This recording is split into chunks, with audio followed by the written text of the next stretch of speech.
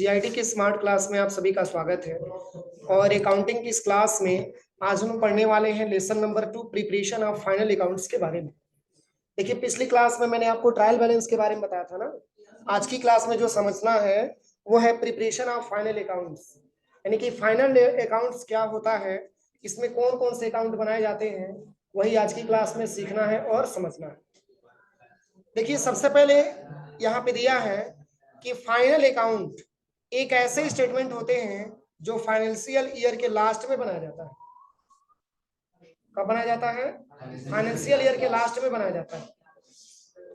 और कह रहा है कि जो किसी बिजनेस के फाइनल रिजल्ट को फाइनेंशियल टर्म में दर्शाता है, जो किसी बिजनेस के फाइनल रिजल्ट को फाइनेंशियल टर्म में दर्शाता है। और किसी भी बिजनेस के फाइनल रिजल्ट के दो पक्ष होते हैं। कितने पक्ष होते हैं? दो पक्ष होते हैं। एक आपका आता है trading and profit and loss account और दूसरा आता है बैलेंस शीट।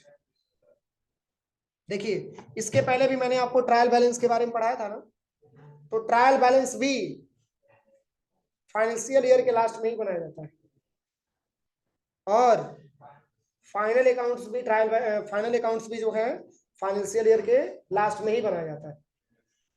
पर इसके माध्यम से हम अपने बिजनेस के फाइनेंशियल मतलब जो भी हमारे बिजनेस के फाइनल रिजल्ट होते हैं उसको प्रिपेयर करने के लिए, उसको जानकारी करने के लिए हमको फाइनल अकाउंट का इस्तेमाल करना होता है।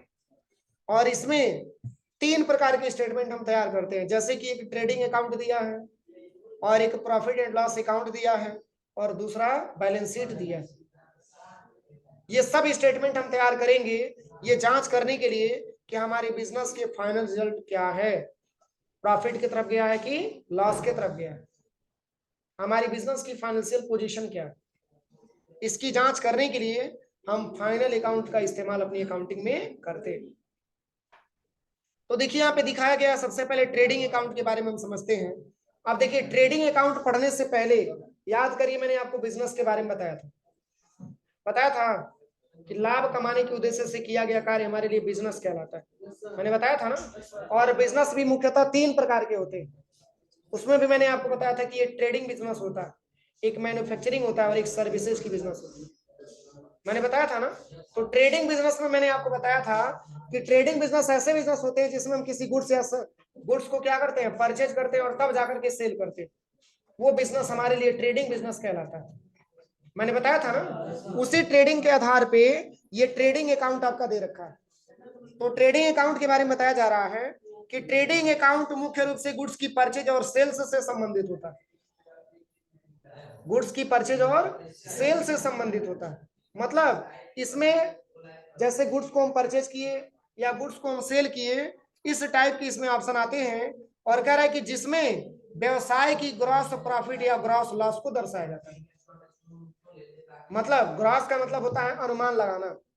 मतलब हम जो है ये नेट नहीं कह सकते कि हमारे बिजनेस में इतना प्रॉफिट हुआ, इतना लॉस हुआ। मतलब कि ट्रेडिंग अकाउंट के माध्यम से आप ये समझिए कि ट्रेडिंग अकाउंट के माध्यम से आप ये अपनी बिजनेस में अनुमान लगा सकते हैं कि हमारे बिजनेस में प्रॉफिट हुआ है कि लॉस हुआ है। ये एक प्रकार का आपका ट्रेडिंग अकाउंट होता है। और इसमें परचेज और सेल से संबंधित खाते बनाए जाते हैं। और इसमें लिखा भी है, कह रहा है कि इसमें ट्रेडिंग अकाउंट कह रहा है कि मुख्य रूप से गुड्स की परचेज और सेल से संबंधित होता है। अरे हम किसी गुड्स को परचेज करेंगे तभी तो सेल करेंगे। और ऐसे ऐसे इसमें ऑप्शन आते हैं। और कह रहा है कि सेल से संबंधित होता है, क्यों? क्योंकि ट्रेडिंग बिजनेस ऐसा बिजनेस होता है जिसमें हम किसी गुड्स को परचेज करने के बाद सेल करते हैं। इसलिए ट्रेडिंग बिजनेस से संबंधित आपका ट्रेडिंग अकाउंट दिया हुआ। और इसमें भी बताया जा रहा है कि जिसमें व्यवसाय की ग्रॉस प्रॉफिट या ग्रॉस लॉस को दर्शाया जाता है। मतलब इसके माध्यम से हम अपने बिजनेस के फाइनेंशियल ईयर के लास्ट में, यानी कि जब हमारा फाइनेंशियल ईयर एंड होता है, तो हम ये पता लगा सकते हैं कि हमारे बिजनेस में प्रॉफिट हुआ है कि लॉस हुआ है। अनुमान लगा सकते हैं, पूरा नेट नहीं बोल सकते हैं। नेट नहीं बोल सकते हैं कि हमारे बिजनेस में इतने रुपए का प्रॉफिट या लॉस हुआ ही है। एक अनुमान लगाया जा सकता है ट्रेडिंग अकाउंट के माध्यम से। समझ में आ रहा है ना। और यहाँ पे लिखा भी है किसी भी बिजनेस के फाइनल यहाँ पे लिखा भी है कि प्रॉफिट एंड लॉस कह रहा है कि यहाँ पे ग्रॉस प्रॉफिट या ग्रॉस लॉस को दर्शाया जाता है जिसमें एडमिनिस्ट्रेशन, सेलिंग और फाइनेंशियल एक्सपेंस को शामिल नहीं किया जाता है और ट्रेडिंग अकाउंट का फॉर्मेट निम्नलिखित होता है। इसमें हम एक्सपेंस वगैरह को शामिल नहीं करते, इसके लिए आपका आगे ट्रांजेक्शन मिलेगा। मतलब आप ये समझिए कि इस ट्रांजेक्शन में केवल सेल और परचेज से संबंधित आपको ऑप्शन मिलते हैं, जिसके माध्यम से आप ये जांच कर पाते हैं कि हमारे बिजनेस में ग्रॉस लॉस हुआ है कि ग्रॉस प्रॉफिट हुआ है। और इसकी फॉर्मेट भी यहाँ पे दिया हुआ है, देखिए कह रहा है कि trading account for the year ending example 31 मार्च 2016। ये 31 मार्च 2016 का एक ट्रेडिंग अकाउंट का बैलेंस मतलब बना हुआ है। अब इसी के माध्यम से आपको समझना, तो जैसे यहाँ पे लिखा भी है, जैसे देखिए ट्रायल बैलेंस का तो अलग ऑप्शन था ना, ट्रायल बैलेंस का तो अलग ऑप्शन था ना, हाँ उसका तो फॉर्मेट अलग था, लेकिन इसका फॉर्मेट भी उससे क्या है, बिल्कुल अलग है। एक तरफ पार्टिकुलर लिखना है और दूसरे तरफ अमाउंट लिखना है, फिर एक तरफ पार्टिकुलर फिर दूसरे तरफ अमाउंट आपको मेंशन करना, ये फॉर्मेट में होना चाहिए। और यहाँ पे इसको हम कैसे समझेंगे, देखिए मैं इसको बता रहा हूं आपको। जैसे देखिए यहाँ पे सबसे पहले लिखा हुआ है ओपनिंग स्टॉक, तो कोई बताएगा ओपनिंग स्टॉक क्या होता है?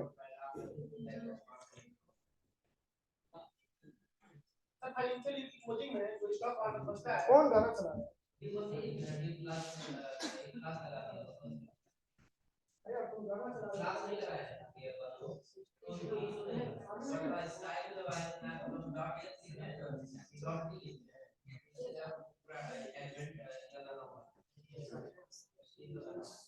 बताइए ओपनिंग स्टॉक क्या होता है? जो बीते हुए फाइनेंशियल ईयर के एंडिंग में स्टॉक बचता है, तो नए साल के फाइनेंशियल ईयर में ओपनिंग स्टॉक बचता है। देखिए दो इसमें ऑप्शन मिला है, यही मैंने बोलता था स्टार्टिंग से, मैंने बोला है कि पढ़ के आइए पढ़ के आइए, जो अभी दिक्कत आपके सामने आ रही है। ओपनिंग स्टॉक का मतलब होता है कि जब हमारा फाइनेंशियल ईयर एंड होता है, सॉरी जब हमारा फाइनेंशियल ईयर स्टार्ट होता है, तो अपने हम बिजनेस जब स्टार्ट करते हैं तो उसमें कुछ स्टॉक ला करके रखते हैं, उसको हम ओपनिंग स्टॉक बोलते हैं।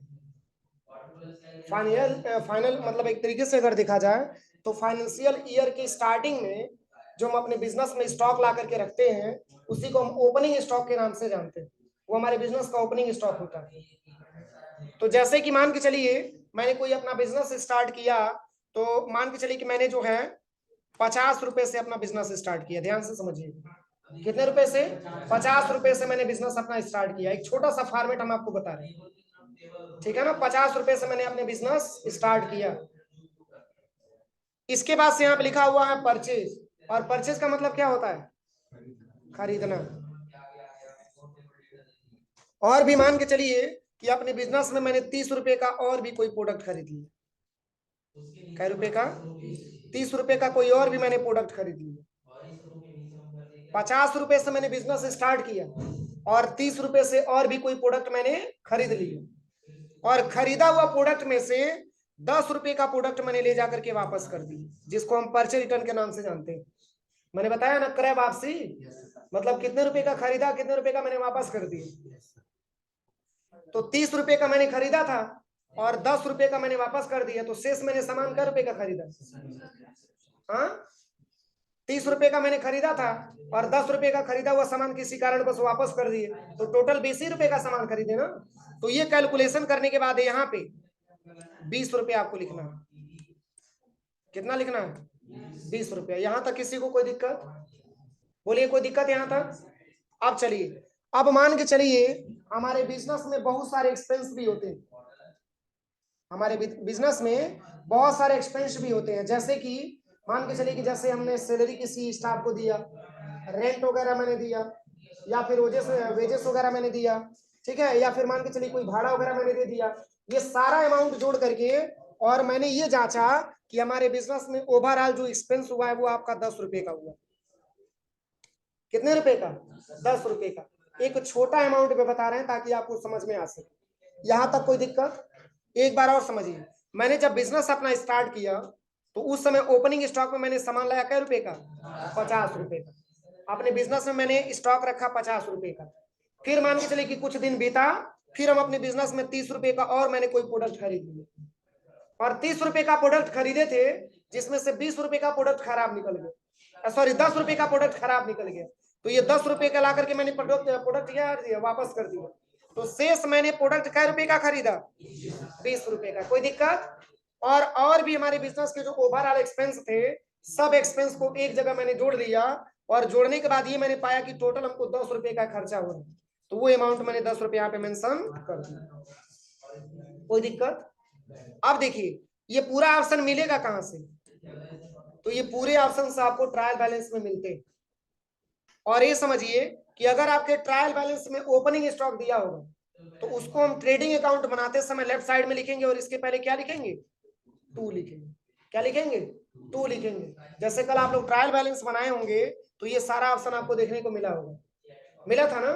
तो जैसे अगर आपके ट्रायल बैलेंस के क्वेश्चन में ओपनिंग स्टॉक दिया है, तो अगर हम उसको ट्रेडिंग अकाउंट बनाएंगे तो लेफ्ट साइड में लिखेंगे और उसमें 2 लिखेंगे, और अमाउंट में जाकर के अमाउंट मेंशन कर देंगे।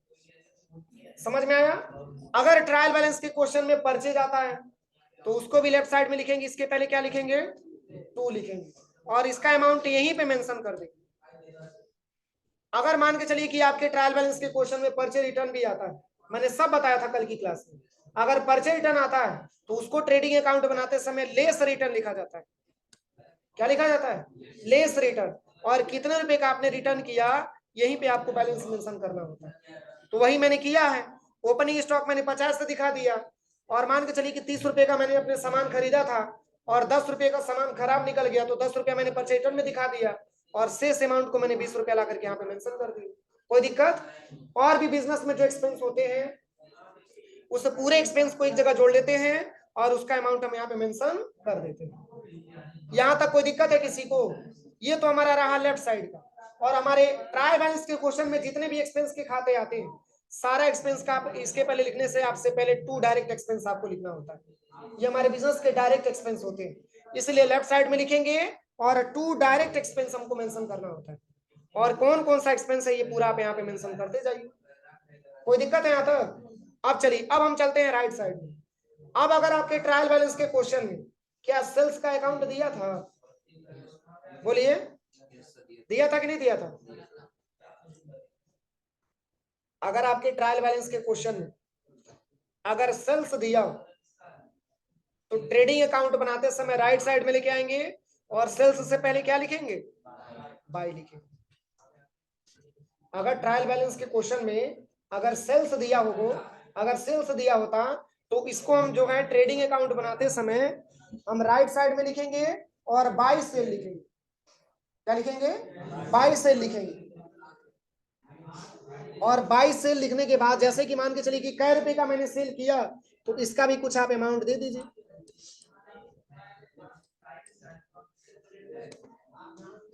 मान के चलिए मैंने 100 रुपए का प्रोडक्ट सेल किया, और सेल करते किसको? कस्टमर को। किसको सेल करते हैं? कस्टमर को। जैसे कि मान के चलिए कि 100 रुपए का मैंने प्रोडक्ट सेल किया था, और कस्टमर ने हमको जो है 10 रुपए का प्रोडक्ट ला करके रिटर्न कर दिया। कितने रुपए का? 10 रुपए का प्रोडक्ट ला करके रिटर्न कर दिया। जैसे कि मान के चलिए कि हम बिजनेसमैन और हमारे पास कोई कस्टमर कुछ खरीदने के लिए आया, मैंने उसको 100 रुपए का सामान खरीद करके हमारे वहां से लेके चला गया। फिर कुछ देर बाद कह रहा है कि भैया ऐसा है कि 10 रुपए का सामान आपका खराब है, ये 10 रुपए का सामान आप रिटर्न कर दीजिए। तो टोटल मैंने कै रुपए का सेल किया? 90 रुपए का। ये 90 रुपए अमाउंट हमको यहाँ पे मेंशन करना होता है। समझ में आ रहा है? अगर आपका यहाँ पे कैलकुलेशन हो जाएगा तो शेष जो बचेगा यहीं पे हम मेंशन करेंगे। कोई दिक्कत है यहाँ तक? अब चलिए, आप कोई बताइए क्लोजिंग स्टॉक क्या होता है? अभी मैंने आपको ओपनिंग स्टॉक के बारे में बताया, क्लोजिंग स्टॉक क्या होता है? हाँ, आप ये समझिए कि फाइनेंशियल ईयर के लास्ट में शेष बचा हुआ स्टॉक हमारा क्लोजिंग स्टॉक कहलाता है। जैसे कि मान के चलिए कि हम जब बिजनेस स्टार्ट किए तो अपने बिजनेस में मैंने 10 ट्रैक्टर लेके आया था बेचने के लिए, और बेचते गए जब 31 मार्च आया तो हमारे एक एजेंसी में 4 ट्रैक्टर पड़ा हुआ, तो वो 4 ट्रैक्टर जो प्रेजेंट में पड़ा हुआ है वही हमारे बिजनेस के लिए क्लोजिंग स्टॉक होता है, जो अगले फाइनेंशियल ईयर के लिए ओपनिंग में कन्वर्ट हो जाता है। तो जैसे कि मान के चलिए हमारे बिजनेस में जो क्लोजिंग स्टॉक है वो हमारा 10 रुपए का पड़ा हुआ। कै रुपए का पड़ा हुआ? 10 रुपए का पड़ा हुआ। अब दोनों अमाउंट में किसी को कोई प्रॉब्लम? लेफ्ट में भी मैंने रख दिया, राइट में भी मैंने रख दिया, और ये सब हमारे ट्रायल बैलेंस से मिलेंगे। जैसे हमारे ट्रायल बैलेंस में अगर क्लोजिंग स्टॉक दिया है तो उसको ट्रेडिंग अकाउंट बनाते समय राइट साइड में लिखेंगे और क्लोजिंग से पहले क्या लिखेंगे, बाय लिखेंगे। तो लेफ्ट में भी मैंने अमाउंट रख दिया और राइट में भी मैंने अमाउंट रख दिया। इसमें किसी को कोई दिक्कत टेबल में? कोई दिक्कत हो तो पूछिए, कोई दिक्कत नहीं ना है। अब देखिए, अब दोनों अमाउंट लिखने के बाद अब इस अमाउंट से हमको कुछ लेना देना नहीं है, ये तो बस कैलकुलेशन के लिए सीमित था, ये भी बस हमारा कैलकुलेशन के लिए सीमित था। हमारा मेन अमाउंट यही है, मेन अमाउंट यही है। अब दोनों हम जोड़ते हैं, क्या करते हैं, दोनों हम जोड़ते हैं। तो अगर हम इधर जोड़ेंगे तो इस साइड का बैलेंस कितना आएगा, कितना आएगा, 80 आ जाएगा, 80 आएगा ना। और राइट साइड में जोड़ेंगे तो राइट साइड में कितना आ जाएगा, राइट साइड में 100। यहां तक कोई दिक्कत? लेफ्ट में मैंने जोड़ा तो लेफ्ट में 80 आ गया और राइट में मैंने जोड़ा तो राइट में 100 आ गया। तो किस साइड ज्यादा है, राइट में कि लेफ्ट में? राइट में। क्या रुपया ज्यादा है, 20 रुपया ज्यादा है। अरे इधर 80 रुपया है और इधर 100 रुपया है। तो ये 80 वाला कहेगा कि 100 रुपया तुम 100 वाले से कहेगा कि 20 रुपया तुम और हमको दे देते तो हम भी तुम्हारे बराबर हो जाते। तो जितना राइट वाला ज्यादा होगा उतना ये लेफ्ट वाले को क्या करेगा, प्रोवाइड करेगा। तो अगर 20 रुपया ज्यादा हो रहा है तो ये 80 में 20 क्या हो जाएगा, क्या हो जाएगा, जुड़ जाएगा। क्या हो जाएगा, जुड़ जाएगा। क्या हो जाएगा, जुड़ जाएगा। अब देखिए लेफ्ट में भी 100 आ गया और राइट में भी 100 आ गया, लेकिन 20 रुपए को लिखेंगे कहाँ? तो ये 20 रुपए को हमको लिखना होगा यहाँ पे ग्रॉस प्रॉफिट वाले ऑप्शन में, इसमें लिखना होगा ग्रॉस प्रॉफिट वाले ऑप्शन में। तभी तो लेफ्ट का भी जोड़ेंगे तो 100 और राइट का भी जोड़ेंगे तो 100। अब देखिए एक मैंने जो ट्रेडिंग अकाउंट बनाया, अभी से ट्रेडिंग अकाउंट में ये मैंने जाना कि लेफ्ट साइड में 20 रुपया कम आया है तो 20 रुपया हमको जोड़ना पड़ा है राइट साइड से उठाकर, तो दोनों साइड बराबर हो गया ना। लेकिन एक्चुअल में बिजनेस में देखने में क्या समझ में आया, ट्रेडिंग अकाउंट की स्टेटमेंट में देखने से समझ में क्या आया, तो हमारा बिजनेस 20 रुपए से प्रॉफिट में चला, हमारा बिजनेस 20 रुपए से प्रॉफिट में चला गया। अगर यही बैलेंस, देखिए आपका यही पे मैंने मेंशन किया है ना, अगर यही बैलेंस हमारा राइट साइड में आता तो हम कह देते हैं कि हमारा बिजनेस 20 रुपए से लॉस में चला गया। समझ में आया कि नहीं समझ में आया, समझ में आया कि नहीं समझ में आया? हाँ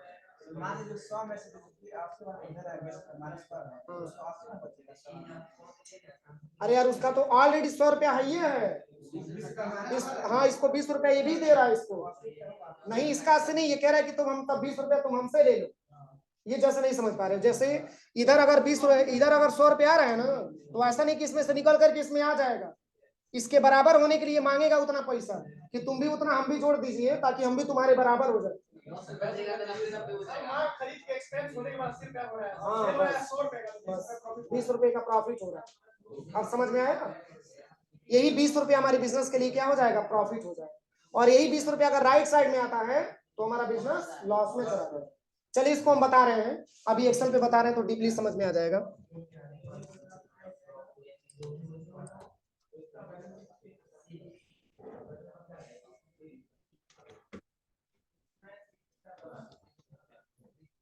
अभी एक्सेल पे बता रहे हैं, अभी समझ में आ जाएगा, थोड़ा सा वेट करिए बस।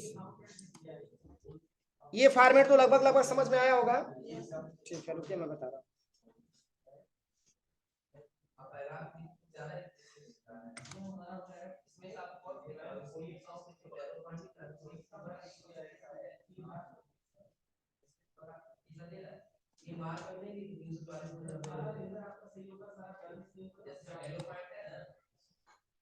इसमें सबसे मेन प्रॉब्लम ये है कि बना देते हैं तो पता नहीं कहाँ सेव हो जाता है, डेटा हम देख ही नहीं पाते।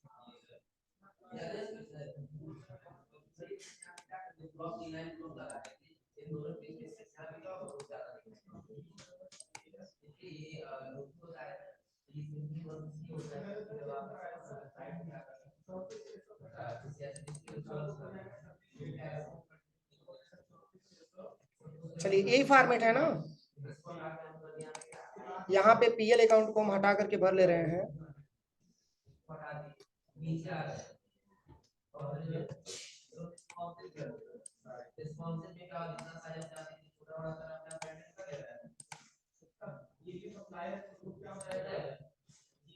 बस क्योंकि पीएल तो है नहीं, ये ट्रेडिंग अकाउंट है ना, तो यहाँ पे हम भर देंगे ट्रेडिंग अकाउंट।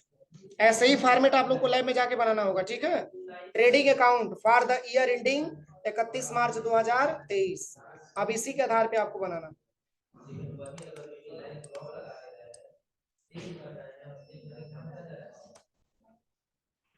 चलो,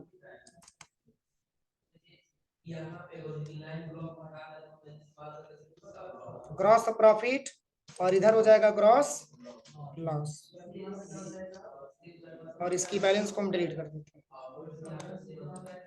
अब चलिए, अब यहाँ पे हम चलते हैं। सबसे पहले फॉर्मेट तो यही है ना, देखिए फॉर्मेट यही है।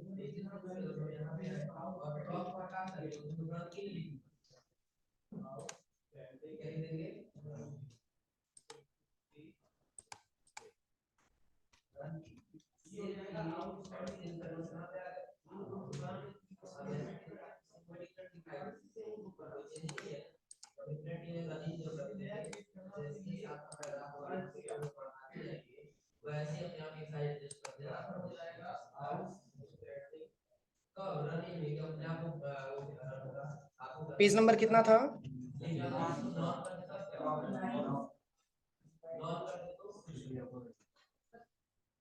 यही है ना।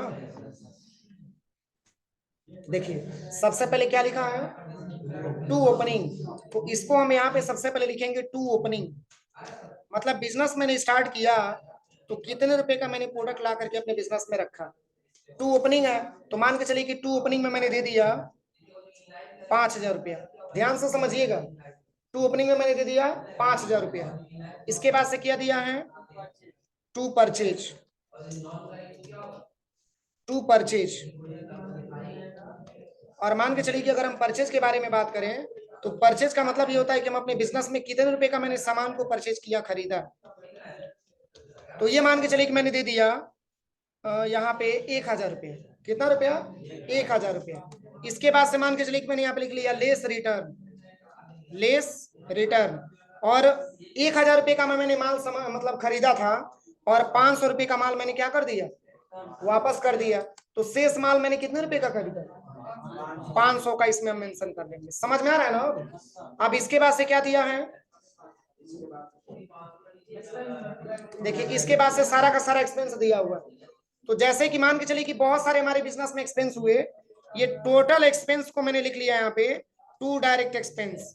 अब टू डायरेक्ट एक्सपेंस में क्या क्या, इसमें ब्रैकेट ओपन करके पूरा मेंशन कर लीजिएगा कि जैसे वेजेस है आपका, कॉमा सैलरी है, ठीक है, कॉमा इलेक्ट्रिसिटी बिल है, जो भी हमारे बिजनेस का एक्सपेंस होगा, इलेक्ट्रिसिटी बिल है, ये जो भी अपना बिजनेस का एक्सपेंस है उसको आप ओवरऑल जोड़ लीजिए यहाँ पे। और जोड़ने के बाद इसका अमाउंट मैंने मेंशन कर लिया 8,000 रुपये। हमारे बिजनेस का एक्सपेंस कितना रुपया आ गया, 8,000 रुपये हमारे बिजनेस का एक्सपेंस आ गया। अब चलिए, अब अगर हम बात करें यहाँ पे अगले ऑप्शन में, तो यहाँ पे लिखा हुआ है टू ग्रॉस प्रॉफिट। अब इसको रहने दीजिए। अब हम इस साइड चलते हैं, राइट साइड। तो मान के चलिए मैंने अपने बिजनेस में जो सेल किया, टू सेल्स, 9,000 रुपये का मैंने सेल किया। कितने रुपए का, 9,000 रुपये का मैंने सेल किया। और यहाँ पे मैंने टाइप कर दिया लेस रिटर्न, और सामान जो मैंने बेचा था उसमें से मैंने जो है 1,000 रुपये का मैंने सामान रिटर्न ले लिया। तो शेष मैंने प्रोडक्ट कै रुपए का बेचा, 8,000 रुपये का। अरे किसी कस्टमर से मैंने 9,000 रुपये का सामान बेचा था, और कस्टमर 1,000 रुपये का सामान ला करके वापस कर दिया, तो शेष हमने सेल कै रुपए का किया, 8,000। यहाँ पे हम मेंशन कर देंगे, कोई दिक्कत। और यहाँ पे आता है बाई क्लोजिंग स्टॉक। अब हमारे बिजनेस के फाइनेंशियल ईयर के लास्ट में अब मैंने ये जाना कि हमारे बिजनेस में लगभग लगभग जो है 2,000 रुपये का स्टॉक हमारे बिजनेस में बचा हुआ है। क्या हुआ है, बचा हुआ है। अब देखिए, अब दोनों साइड आप समझिए। सबसे पहले ये हो गया आपका, मान के चलिए कि मैंने, अब एक बार स्टार्टिंग से समझिए, मैंने बिजनेस स्टार्ट किया तो अपने बिजनेस में मैंने स्टॉक रखा कै रुपए का, 5,000 रुपये का। और फिर मैंने बिजनेस में किसी गुड्स को मैंने परचेज किया 5,000 रुपये का, सॉरी 1,000 रुपये का। और 1,000 रुपये का मैंने सामान खरीदा था अपने सप्लायर से, और 500 रुपये का ला करके मैंने क्या कर दिया, रिटर्न कर दिया। और मैंने बताया था कि किसी कारण बस खरीदा हुआ सामान अगर हम वापस करते उसको परचेज बोलते हैं, जिसको क्रय वापसी के नाम से जाना जाता है। तो ये 500 रुपये का मैंने सामान ला करके रिटर्न कर दिया। तो शेष मैंने सामान कै रुपये का खरीदा, 500 का खरीदा। और भी हमारे बिजनेस में जो भी ओवरऑल एक्सपेंस थे, सारा एक्सपेंस को मैंने एक जगह मैंने जोड़ लिया, और सारा एक्सपेंस जोड़ने के बाद आ गया अमाउंट कितना रुपया, 8,000 रुपया। जैसे कि मान के चलिए कि आपने वेजेस मजदूरी दिया होगा 5,000 रुपया, सैलरी आपने दिया होगा 1,000 रुपया, इलेक्ट्रिसिटी बिल आपने दिया होगा 2,000 रुपया, तो 8,000 हुआ ना। तो इस तरीके से हम अलग अलग ना लिख करके एक जगह मैंने 8,000 रुपया लिख लिया। अब दोनों बैलेंस को हम जोड़ेंगे। अब दोनों बैलेंस को क्या करेंगे, जोड़ेंगे। तो देखिए, अगर हम लेफ्ट साइड में जोड़ रहे हैं alt plus equal to button दबा करके, यहाँ पे अगर हम लेफ्ट बटन को अगर हम क्रिएट करें यहाँ पे, तो जो लेफ्ट का अमाउंट आ रहा है यहाँ पे, वो अमाउंट आ गया 13,500 रुपये। किस साइड, लेफ्ट साइड में आ गया। अब अगर हम इस साइड जोड़ेंगे तो राइट साइड का अमाउंट हमारा आ गया 10,000 रुपये। अब किस साइड ज्यादा और किस साइड कम है, लेफ्ट में ज्यादा है और राइट में कम है। तो कितना राइट में कम है, 13,500 कम है राइट में। हाँ, तो ये कहेगा कि जितना आपका ज्यादा है उतना हमको भी आप क्या करिए, एडजस्टमेंट करवाइए। तो ये जो आप पैसा मांगेगा, इसमें कहेगा कि अगर आप जो है 3,500 रुपये और हमको मिल जाता तो हम भी आपके बराबर हो जाते। मतलब ये ऐसा नहीं कि इसको ट्रांसफर कर रहा है, ये अनुमान लगाया जाता है। मैंने अभी आपको स्टार्टिंग में बताया कि अगर इतना बैलेंस बैलेंस आपका ज्यादा आ रहा है, तो इतना बैलेंस अगर हमारा भी ज्यादा आता तो हम भी आपके इक्वल हो जाते, बराबर हो जाते। ये अनुमान लगाया जा रहा है, ये नहीं कि इसको दे रहा है, ये अनुमान लगाया जा रहा है आपस में। तो ये जो 3,500 बैलेंस मिलेगा, तो यही 3,500 बैलेंस राइट साइड में कम आ रहा है, तो राइट साइड में इस 3,500 बैलेंस को मेंशन कर देंगे। तो अगर राइट में ज्यादा आता है और लेफ्ट में कम आता है तो हमारा प्रॉफिट होता है, और लेफ्ट में ज्यादा आता है और राइट में कम आता है तो हमारा लॉस होता है। तो अब इस लहजे से हम बता सकते हैं कि हमारा जो बिजनेस है वो 3,500 रुपये से किस में गया है, लॉस में गया है। अब तब जाकर के आप इसका टोटल करिएगा, तो यहाँ पे आ जाएगा 13,500, और यहाँ पे कितना आ जाएगा, इसमें भी तो 13,500 आ जाएगा। लेकिन दोनों में अंतर क्या दिखने को मिला, 3,500 रुपये से हमारा बिजनेस लॉस में चला गया हुआ। इससे अनुमान लगा सकते हैं कि हमारा बिजनेस 3,500 रुपये से लॉस में चला गया। तो ऐसे ही कम से कम 4 ट्रांजेक्शन आप लैब में जाके बनाएंगे तभी समझ में आएगा। ऐसा बनाइए कि 2 इस साइड आ जाए, 2 ट्रांजेक्शन में प्रॉफिट हो और 2 ट्रांजेक्शन में आपका लॉस हो। लेकिन कब होगा तो मैंने अभी आपको बताया, हो जाएगा। तो ऐसे चल करके आप बनाएंगे तभी आपको समझ में आएगा। कोई दिक्कत है किसी को, अगर कोई दिक्कत हो तो पूछ लीजिए, नहीं तो बाद में मत कहिएगा कि सर समझ में नहीं आया। कोई दिक्कत हो तो पूछ लीजिए, कोई दिक्कत नहीं है तो ठीक है, चल के लैब में बनाइए आप लोग पूरा।